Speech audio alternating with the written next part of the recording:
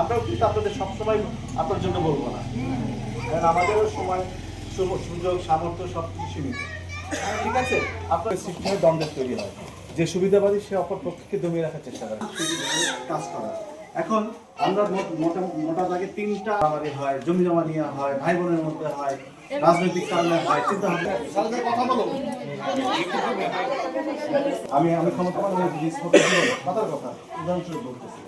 আমি মুসলমান হতে পারি, খ্রিস্টান হতে পারি, আপনি বৌদ্ধ হইতে পারেন, কিন্তু ধর্মীয় পরিচয় তত বেশি আমরা আরো কি হব, একে অপরের প্রতি সহন। আপনাদের কি কোনো উন্নতি হয়েছে বা অবনতি হয়েছে নাকি আগের জায়গাতেই আছে বা আছে আশা?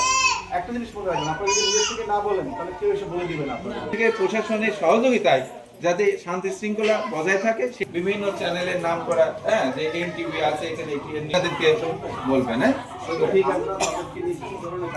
এবং সেখানে প্রশাসনের লোককে জানায় যে প্রায় 96টা উপজেলায় এই প্রজেক্টে কাজ হয়। সতর্কবার্তা মানুষকে তখনই দেওয়া হয় মানে উড়ে যায়। তা আল্লাহ যখন বললেন লাকুফ সত্য কিছু ভুল ত্রুটি করে বসে যাচ্ছে, কারণ আমাদের প্রত্যেককে থেকে আমাকে আমার মুসল্লিরাও পরামর্শ দেন, সহযোগিতা করে। আপনারা যারা এখানে নতুন আসছেন, আমরা দীর্ঘদিন যাবৎ কি লাভ ইত্যাদি বুঝাইতে থাকি, তারপর কিছু বিষয় মিলবে না, কিন্তু আমরা চাই যে এই অমিলটা যাতে মারামারিতে আছে। হ্যাঁ, এই জন্য বলেন না যে পিএফজি তো হয়ে গেছে, অতীত আর না তুলে, অতীত তুলে কষ্ট লাগে, ধরে আমাদের কথাই বলছেন না, তাহলে আজ থেকে আমরা অতীতকে মুছে ফেলি। জান্নাত নসিব করুন, তারা আমাদের আদর্শ ছিলেন। আমার উদ্দেশ্য কি জানেন, সাংবাদিকতা করে সারাদিন লিখেই গেলাম, এখন এই যে বুড়ো আলোচনার বিষয় এবং যাদের নিয়ে আমরা কাজ করি, যে ছেলেপেলেগুলো করছে, আপনি এটা মনে করবেন না, এটা ক্ষমা সুন্দর দৃষ্টিতে দেখবেন। এই ঘটনা ওনার কি ভূমিকা ছিল? হ্যাঁ, আওয়ামী লীগ বিএনপি কিভাবে কি হয়েছে না হয়েছে, জামাতের প্রতি কি হয়, কেউ কারোর বাড়িতে একটু ইটপাটকেল সংঘাত নাই, কিন্তু রাজনৈতিক সংঘাত প্রকটভাবে। থেকে শুভেচ্ছা অভিনন্দন জানাচ্ছি এবং সালাম জানাচ্ছি। আসসালামু আলাইকুম। আপনাদের প্রশ্ন যে আমাদের কেন ডাকলেন, কি বলবেন না, সে কাজ করে অলরেডি। তা আমরা মূলত কাজ না হয় সেইগুলো সহিংসতা দূর করা বা যাতে ভালো কিছু করে দিয়ে যায়, অন্তত আমাদের ছেলেদের না পারে। হাটের সাথে জনগণের প্রতিষ্ঠান যেতে পারবো না, এটা জোর দিয়ে বলতে পারি আমি আপনার।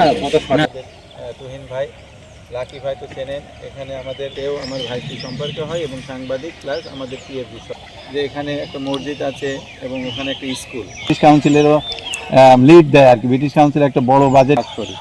তো আপনারা যারা আছেন, বিশেষ করে হাঙ্গার প্রজেক্টের ঢাকা অফিসে কাজ করে, তারা এই যে আমরা যে পক্ষ থেকে আমি সাইদুল ভাইকে একটু 4-5 জন, তার ভিতরে আমাদের সাংবাদিক ভাইরা।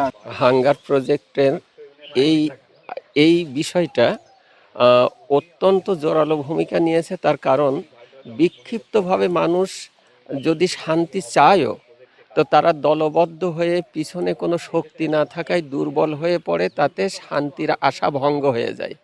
আর হাঙ্গার প্রজেক্ট এমন একটা প্রজেক্টের সন্ধান আমি পেয়েছি এবং সেখানে বিভিন্ন সভা, সেমিনার, ট্রেনিং ইত্যাদি নিয়ে যা দেখেছি যে এটা একটা বিশ্ব নেটওয়ার্ক, বিশেষ করে এদেশের আপামর জনগণের কল্যাণের জন্য যারা কথা বলে তাদের একটা বড় সাপোর্ট।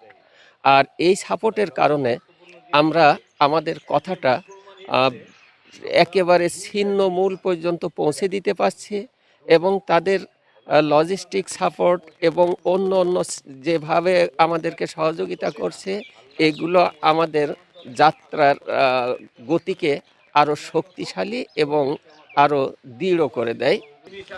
আসলে ঘটনা কি, যে কাউকে না কাউকে হাল ধরতে হবে। আমি বিভিন্ন সংগঠন আমার দেশে আছে যে তারা বিভিন্নভাবে কাজ করে, কেউ কাজ করে ঋণের জন্য, কেউ কাজ করে শিক্ষার জন্য, বিভিন্ন কাজ করে। কিন্তু আর এই সংগঠনটা দেখতেছি যে মূলত তাদের কাজ হচ্ছে শান্তি সম্প্রীতি বজায় রাখা। এটা কিন্তু আমাদের দেশের জন্য না, সারা বিশ্বের যে কোনো দেশের জন্য এটা খুব গুরুত্বপূর্ণ বিষয়। আজকে শান্তি সমৃদ্ধ না থাকলে কখনোই দেশ উন্নতি হয় না। যেমন গাজা দেখেন, ইসরায়েল দেখেন, ইরান দেখেন, ইরাক দেখেন, কোথাও শান্তি নাই বলে তারা আর উঠতে পারছে না। আমাদের দেশেও কিন্তু প্রতিবন্ধকতা সৃষ্টি করতেছে এই সব কারণে। এই শান্তি নাই, পাড়ায় পাড়ায় গণ্ডগোল, একে অপরের সঙ্গে বিরোধ, তারপরে আপনার কি বলে আধিপত্য বিস্তারকে কেন্দ্র করে নানান রকম সংকট, এই সংকটগুলো থাকার কারণে কিন্তু এই জনগোষ্ঠী দিন দিন পিছিয়ে যাচ্ছে। কিন্তু আমরা দেখেছি যে মানুষ কিন্তু স্বাভাবিকভাবে শান্তিপ্রিয়। বাংলাদেশের মানুষ আবহমান কাল থেকে ঐতিহ্যগতভাবে শান্তিপ্রিয়। শান্তির সংখ্যায় বেশি, কিন্তু অশান্তি করে গুটি কয়েক লোক। কিন্তু যখন এই শান্তিপ্রিয় মানুষগুলো কার্যকর না থাকে, তখন অশান্তিপ্রিয় মানুষগুলো বেড়ে যায়। তো আমরা চেষ্টা করছি যারা শান্তিপ্রিয় মানুষ তাদেরকে আরও অ্যাক্টিভ করতে, এবং এর আমরা খুব ভালো ফলাফল পেয়েছি।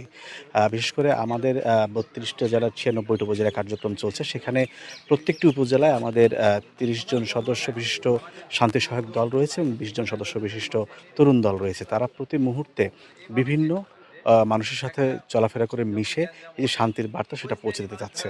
আমরা বিশ্বাস করি যে মত পথের পার্থক্য থাকবে, কিন্তু সেই মত পথের পার্থক্য যাতে সহিংসতার দিকে না যায় সেই দিক দিয়ে মোটিভেট করাই আমাদের মূল উদ্দেশ্য, এবং আমরা কাজ করে যাচ্ছি, চেষ্টা করে যাচ্ছি, এবং আমাদের উল্লেখযোগ্য সফলতাও রয়েছে। না, এনজিও তো আসলে অনেক ধরনের এনজিও হয়। বিশেষ করে আমি গ্রামাঞ্চলে ঘুরে যেটা দেখেছি, তারা এনজিও বলতেই বোঝে যে ঋণ বা কিস্তিমূলক। তা আমাদের দি হাঙ্গার প্রজেক্টের MIPS প্রকল্প আসলে ঋণ বা অর্থনৈতিক সংক্রান্ত কোনো কার্যক্রম করে না।